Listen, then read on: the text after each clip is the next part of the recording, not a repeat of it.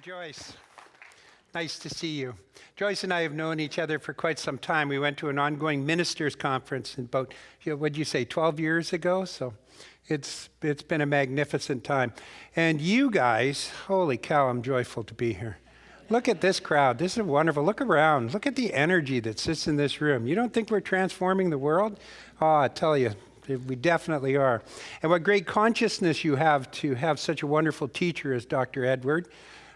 He is away on sabbatical, I understand. That's why I was called in to speak. It's interesting to note that I'm leaving here and going to Atlanta to speak for Dr. David Ault, who's going to be here speaking. So basically, as usual with Dr. Edward, he's a make-work project for me. So now I get to follow around all the guest speakers he's got here to go and fill in for them while he's taking a holiday. It's a wonderful thing. But actually, Reverend Joyce mentioned the white papers or the position papers that I write. And I got to tell you that Dr. Edwards sits on all of the committees that I have. Dr. Edwards in Cultural Integration, Social Action, which has got another name, but I can never remember what it is because it's so long, and all the good things that come with it. And he is a real taskmaster. And when I say he sits on those committees, I got to tell you, actually, he runs those committees. And he's just a marvelous human being, and he's one of my favorite people. If I were to retire and stop being a minister of a church or stop being the spiritual leader of Centers for Spiritual Living, I think I'd move to Santa Rosa and come here.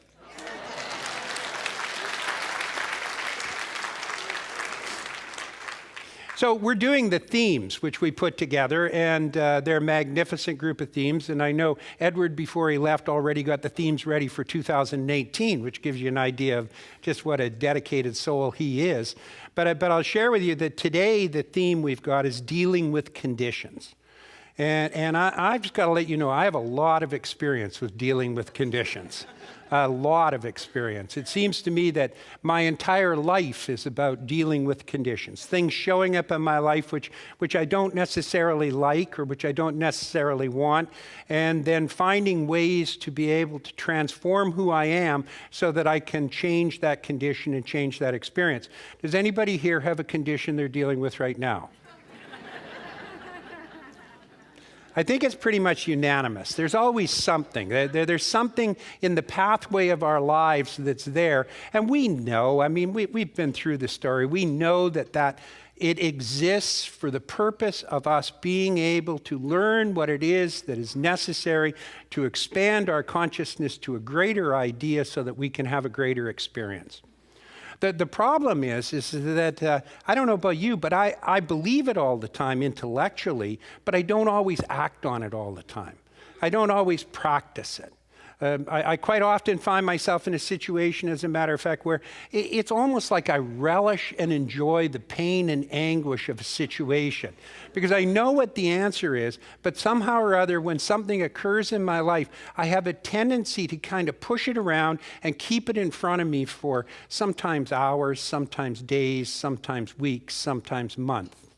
And then all of a sudden I'm reminded and I remember, I could actually do something about this, but in order to do it, I have to change what I'm doing and what I'm believing and what I'm holding on to be true, what I'm actually embracing as a belief system in my life.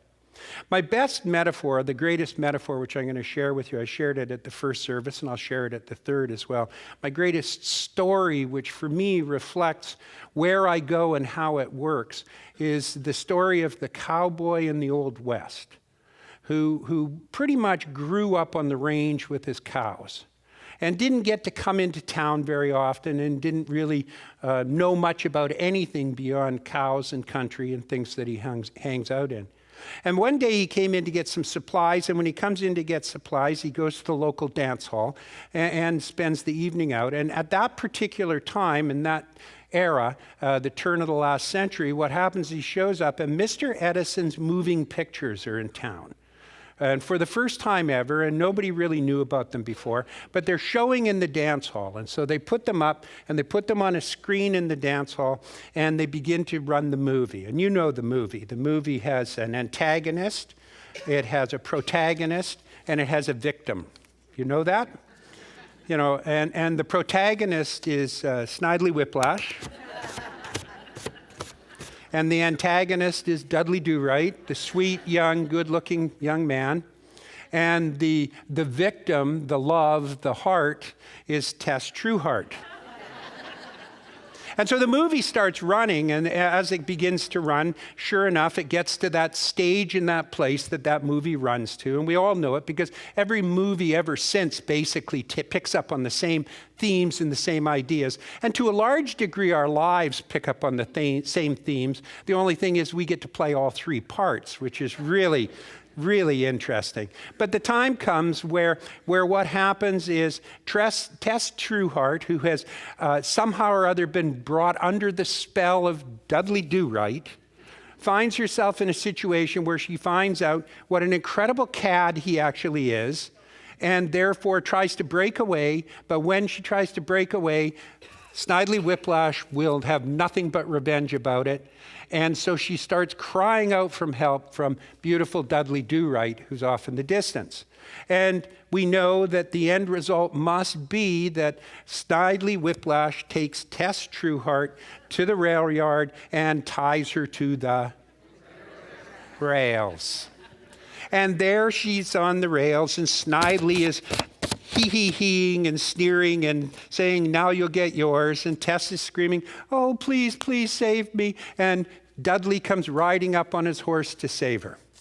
So as Dudley rides up on his horse to save her, and the indignancy of this situation gets so bad, the cowboy sitting in the dance hall jumps up out of his seat, pulls his 6-gun from his holster, and starts blazing away at the screen. Isn't that what we do? Aren't we constantly trying to deal with the effect instead of the cause? Aren't we always over there, looking at it, and we are comfortable in the idea that it's something that needs to be changed out there? And for my case, and I'll speak totally for myself, not like you beautiful avatars who never do anything wrong, what happens in my case is that's the ball I kick up the street, the can I kick up the street. What I see is I see the effect, and I begin immediately to work on how I'm going to deal with the effect. And what I begin to do is I begin to think that somehow or other I can make all this work. I can make it and I can fix it. The fact that it's in my life and it's a reflection of my consciousness is secondary. I think my consciousness can actually overcome it and overpower it because I forget that there is a power in the universe that is greater than I am and that I can use it and it can use me. And when I surrender that and give that up, what happens to me is I actually try to change something without changing my mind or my belief system or what goes on with it. Anybody else got that situation? 3 of us. Okay. So what happens, I tell my Science of Mind students, as a matter of fact, I tried to put together an oak tree, but I couldn't get the molecules to fit. And yet there's a power in the universe that knows how to do it in perfection. And when I can surrender myself to that perfection, allow that to happen, the end result is everything falls and flows into perfection. So the cowboy jumps up and he fires away at the screen. And you know that all he's doing is creating holes in the screen. That's all that's happening. The play goes on over top of it. And you could actually go and you could tear down the screen, you could rip it down, and still the film projector would continue to play it out, although you couldn't see it, but it would be playing in the background, that subliminal way. And in my case, unless you change, my understanding is that unless I change the consciousness behind it, then the end result is the play is going to continue to go on no matter what. I might not see it, and that's my biggest excuse is I think that I fixed the problem over here, and 2 weeks later it shows up over here. Or I think I fixed the problem over here, and 6 years later it shows up over here. You know what I'm talking about. Same man, different face. You know what I'm talking about. Same situation over and over and over and over again. And it's because we didn't change the cause, we changed the effect. And we know that the answer is you run upstairs and you go to the projector room and you get into the projector room and you look at it, and there you'll see that there is a film that's sliding over top of a light. And our concept or our belief sometimes is that if I only turn off the light, then this will happen. Have you noticed how depression is a big issue in the world today? That's people trying to turn off the light. And the light is that spirit, that divinity, that truth that resides within us that owes only one thing to do, and that is to emanate and shine. And that's the truth of who each and every one of us is. And the problem isn't the light, and the problem isn't the screen. The problem is the film, our thoughts that ride over top of it and go with it. Now, the last service, I talked about our need to be able to love and embrace our condition, to be able to see it. And if we love and embrace our condition, and our condition might be one of joy and happiness, and you love and embrace that, then your energy draws and attracts to it everything that's required to be able to expand it, because it is our energy that creates the form of our experience as we put it out there. So therefore, if you're prosperous and happy and joyful, and you recognize and give gratitude towards it, you will draw and attract into your circumstance everything like that to continue to develop and grow it. And if you do not be grateful for it, what will happen is that it will have to reside on its own energy. Being a living idea, it has no problem, but anything else from the outside that pops up is going to have the energy that'll draw and attract it to it. So in order to dissolve the conditions that we don't want in our lives, it demands that we actually change the film of the way that we think and begin to project something different into the world and some other way of being and some other life. And like I said, when I talked in the first service, I talked about our need to stop hating our condition and start embracing it so that what happens is it develops and builds. Now, I've got 3 conditions I want to talk about this week, it only feels like a week, that I want to talk about today. And those 3 conditions won't all fit into 20 minutes, so I'm going to do a different condition every single service. So stay tuned. You can ask about the last one because they don't film it. You can rewatch the film for this one if you want, or you can ask about the next one, or stay on if you want. But here's the key. The key is that the conditions in our life are variable. We have a lot of different circumstances that show up. I can remember when Deborah and I started our center in Kelowna, British Columbia. And we started it, and 12 people showed up for the first service, of which 8 were members of my family. And I had 2 little kids, two very young children, and Deb and I were gung-ho into this, and our first offertory was $75, thanks to my sister, who tithes $50, and the end result is that for that week, we had $75 to live on, and the 12 people. It dwindled down to 6 before it began to grow again. So they didn't like me. What can I say? So there we have that situation, that circumstance. So we're developing and building the center. But there was this one couple that showed up in the very, very beginning. And oh, they were sweet people. And we just adored them. And they were so helpful. You know, when we showed up, we were in a little tiny hall, and what they would do is they'd set up the chairs, they'd make the coffee, they'd do all the volunteer work that was happening. And in turn, what Deborah and I would do, my wife Deborah and I, what we would do is we became very, very close with them. And we'd counsel them for no charge. We married them without charging them. We would give all of our time. We'd spend an incredible amount of time with this couple. And they were there for about 6 months, and the church is beginning to grow, and it's feeling really, really good. And at that particular time, because of the circumstances in my life, I was really focused on a condition in my life called money. It was really irritating because I was always trying to find a way to be able to make ends meet. We started the center and we didn't have very much. We'd moved from a farm in Southern California and we'd moved up to Kelowna. So we were kind of relying upon the income that came from the center to keep body and soul together. And so as we were doing this and progressing, it occurred to me that the first thing that I needed to do in order to be able to be functioning prosperous would be to get rid of all the debt that I had in my life. Because as a California farmer, and it wasn't a small farm, it was 1,100 acres. So I was owed a lot of money and I owed a lot of money. It's just the way my condition always happened to operate and always happened to work at that particular point. So I can remember that I wanted desperately to get rid of an end debt in my life. And so I remember I went on this spree of treatment work and contemplation and meditation every single day to eradicate debt in my life. And sure enough, you know what happened? Oh, yes, you do.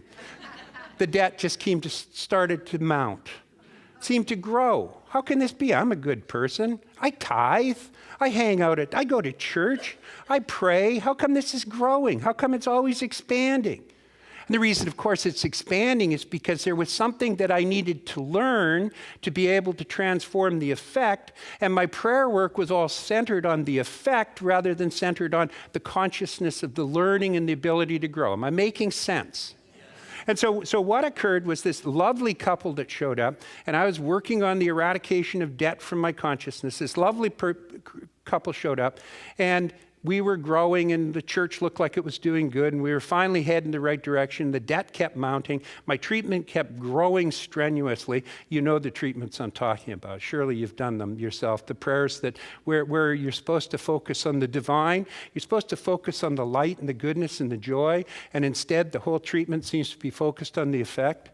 I believe in God and absolutely nothing else. I know that I'm unified with this power that I call God, and I speak my word right now, knowing that debt is eradicated from my experience, that I no longer have bills in my life, and all the energy goes to what I'm treating to be rid of, as opposed to what I actually know. The treatment actually should be, I realize and accept that I am a living individualization of the light itself, and that therefore all things come to me with ease and joy. And when I get that feeling, then that becomes the creative urge. When I get the other feeling, all I'm doing is drowning. All I'm doing is fighting frustration. So this couple's there, and they're doing all this volunteer work, and they're great. And one Sunday, I go to church, and they're not there. And I think, no word, no nothing, no conversation. They just didn't show up. So I thought, well, they took a Sunday off. That's understandable. Some people take Sundays off. Nobody here, but some people take Sundays off. So I go, okay, that's fine. So the next Sunday comes, and they don't show up again. I think, oh, this is kind of serious. I should do something about this. This doesn't look right. So I pick up the phone, and I phone, and there's no answer. So the next Sunday comes, and they don't show up for the third Sunday either. And now I'm really becoming agitated and worried. And so I phone again, and I keep constantly phoning, and no answer, no response, no reply whatsoever. So I think, oh, dear, they must hate me. And all my energy goes to that. All my energy goes to the lack. All my energy goes to whatever's there. And so I have a practice. I do spiritual practice 2 hours a day, every single day. So I'm in my spiritual practice in my backyard, and I'm doing my contemplation. And I'm going through my contemplation, which is really a basic concept, because what I do is at that particular time, as I look at the conditions in my life, and when I look at the conditions in my life, I clear myself and I say, okay, what is it within me that needs to transform in order to transform the effect of my experience and what needs to go on? I'm sure every person here does their own work 2 hours a day. So I'm doing that, and I'm working through that, and I'm going at it, and this statement jumps into my head. It just pops up out of nowhere. My mind kind of drifts to this couple that were helping us out. And it drifts to that idea suddenly of that feeling of betrayal or abandonment or loss or whatever else there's there. And so I'm sitting there, and in my contemplation, this statement pops up into my head. And it said, after all I did for them, they left. I found out, by the way, where they went. They became Mormons. And I like Mormons, but... And they're back at the church now, but they decided to become Mormons for a while, so that's fine. But that after all I did for them pops into my head. And then it occurred to me that to deal with conditions, you're not dealing with the effect of the condition. The effect looks like this. But every coin has two sides. Every belief has two ways that it comes together. And the tendency is that I was working on no debt, which meant I didn't want to owe anybody anything. I wanted to have no debt. Me, don't owe you. But I obviously had a consciousness that said, it's okay for you to owe me. And when that realization hit, all of a sudden the filter in the film transformed. Because the recognition became obvious that what the situation in front of me was I would never get rid of debt unless I actually stopped believing about debt. And that my issue wasn't the pain or the anguish of lack that was coming into my life. The issue was my adherence to doing things for people and expecting return and then being disappointed when the return didn't come in.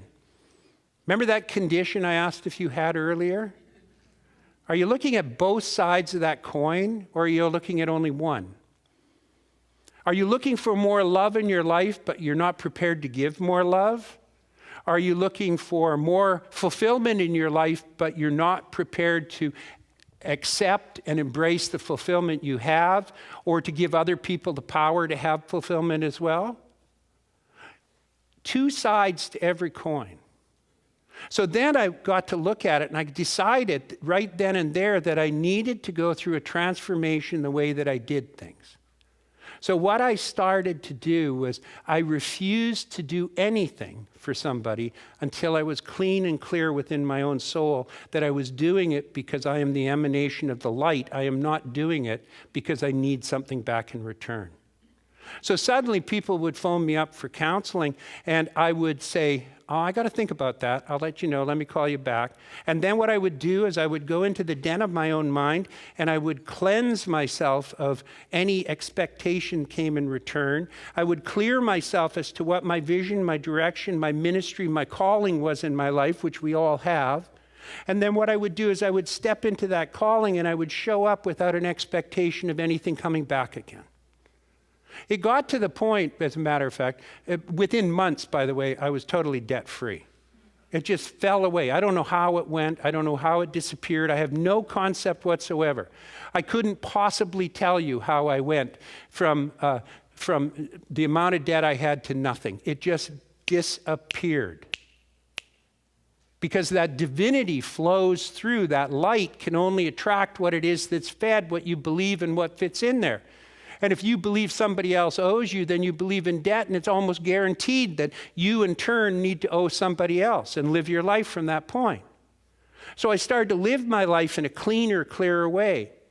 As a matter of fact, my brother came to me years later, and I, by the way, have zero debt, none, zip. I make special considerations for mortgages, but even that's gone. But the thing is that I just refuse to do it. I wouldn't show up here with an expectation of return unless I was clean and clear in my own consciousness that I was here for a purpose that served me. And I don't mean that to sound selfish, but when I say served me, I need to know that it's part of my ministry, it's part of my calling, it's part of my service to life. And if I show up expecting that something's going to come back to me in return, then I am out of integrity with my own belief system, and what I'm doing is opening myself up to live in debt again. And you can do this for every single situation, a condition that exists in your life. There are two sides to it. And when you cleanse yourself of one side, the other side presumably should be cleansed as well. But it doesn't work that way. And it's always the other side that you're not looking at. It's not that I owe you that is my issue. It is that I think you owe me that is my issue. And that's what needed to be healed. So my brother comes to me, as a matter of fact, and he wants to borrow some money. And so I had the money, and I said, okay, I can't lend it to you. And he said, what do you mean you can't lend it to me? You've got the money. Lend me the money. I only want it for 2 weeks. I'll get it back to you. I said, no, I cannot lend it to you. You don't understand. I don't believe in debt. For me to be able to give you, for me to be able to have you have this money, I have to give it to you. Hey, well, sure. but I needed to work. So I needed to go, and I needed to sit in my meditative idea, my contemplative, my treatment work. And what I needed to do is I needed to clean myself totally of the fact that there was going to be some kind of connection or string that was attached to this. And when I got to that point, which took about 10 days, I put the money in an envelope. I went to his house, knocked on the door, handed it to him, said, here, I want you to have this. Thank you so much. And went away and never bothered me again. Of course, it came back to me shortly thereafter, pressed down and flowing over, which is how the universe works. But it wasn't my expectation that that would work. It was what I needed to do for my self-discipline to transform the consciousness that I had that was wrapped up in my life, so that I would stop dealing with the effect of it and actually start dealing on the belief system and the veil that I had, which is called my film, which allows me to be able to be who it is that I choose to be and live my life according to the way that I choose to live it. Am I making sense? So when one deals with conditions, one has to understand that there's steps that they have to do, and that it's often not as simple as what you think it is. One of my teachers, Dr. David Walker, said that the mind is like a cluster of grapes. And he said, our tendency in this teaching is to believe that we can reach in around that cluster and find that one bad grape that we don't want and pluck it out and pull it out. He said, that's not the way this law works. How it works is you have to transform the entirety of the cluster.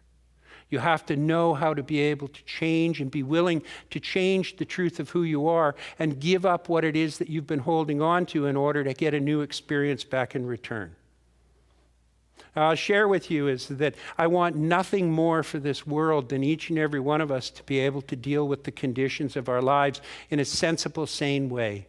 To stop shooting at the screen, which we see happening so often in so many places in so many different ways. To be able to rise above the effect and instead rise into the consciousness of that love, that light, that joy, that beauty, that truth of who we are, and become authentic and actualized as human beings, so that what we can actually do is move forward. Now, it's been 100 years or 120 years since Edison came out with the moving pictures, and we're quite accustomed to it now, and we would no longer even dream of standing up and shooting at the screen thinking that that would change something, because we know better, and when we know better, we do better. But I'm telling you that we need to start practicing doing better in our life and in our world, and stop dealing with the effect and start dealing with the cause behind it. We need to get to the nuclei of what goes on, which means in some way that, as Dr. Holmes said, give unto Caesar, or Shakespeare said, give unto Caesar what is Caesar's, give unto God what is God's. What we need to do is we need to realize that we have to give something up to get something. And what we usually have to give up is we have to give up a belief system that we're holding on and harboring to. I want this world to be that way. I want to be that way, and so I practice it. I practice it regularly, and I fail regularly. But I do my spiritual practice and get back on the beam and follow through again. I don't kick the can for 30 years anymore. Now I kick it for 3 minutes or 3 weeks or even 3 months, but it's not like it used to be, because I'm expanding and growing and changing my film. And I'm stopping dealing with the effect and starting to deal with the cause. So I share this with you with love and with honor, trusting that dealing with conditions is something that is necessary for each and every one of us, and that to be able to do it, in order to be able to become the people that we want to be, it requires that we do our spiritual practice and we work on it. It requires that we be prepared to give something away to get something back again. It requires that we actually open ourselves to understand that it's not as simple as we look at. And it requires that we recognize that the effect does not play a part. It is the cause that is the transformative issue. So I bless you. I thank you so much for inviting me here. And please know how loved and honored you are. God bless you. Thank you.